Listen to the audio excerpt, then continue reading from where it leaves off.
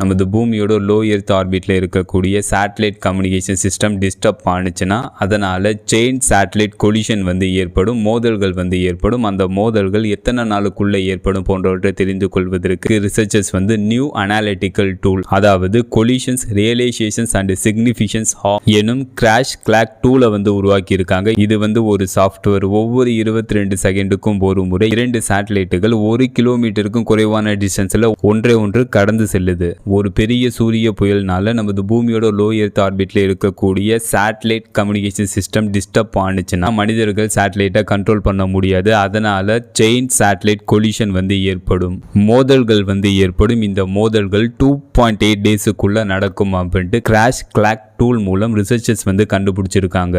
இந்த கொலிஷனால Kessler syndrome டிசாஸ்டருக்கு வழிவகுக்கும். அதாவது ஒரு சேட்டலைட் இன்னொரு சேட்டலைட்டோட மோதும், அதனால டெப்ரிஸ் ஏற்படும். அந்த டெப்ரிஸ்னால ஒட்டுமொத்த சேட்டலைட்டும் மொத்தமா அழிஞ்சு ஸ்பேஸ் ஃபுல்லா ஒரே டெப்ரிஸா இருக்கும். அதனால ஃபியூச்சர்ல நியூ சேட்டலைட்டை கூட லான்ச் பண்ண முடியாது. இப்ப இருக்கிற டெக்னாலஜியும் செயலிழந்துரும். இதனால நமது என்டையர் ஸ்பேஸ் இன்ஃப்ராஸ்ட்ரக்சரும் வைப் அவுட் ஆயிரும் அப்படின்ட்டு ரிசர்ச்சர்ஸ் வார்ன் பண்ணி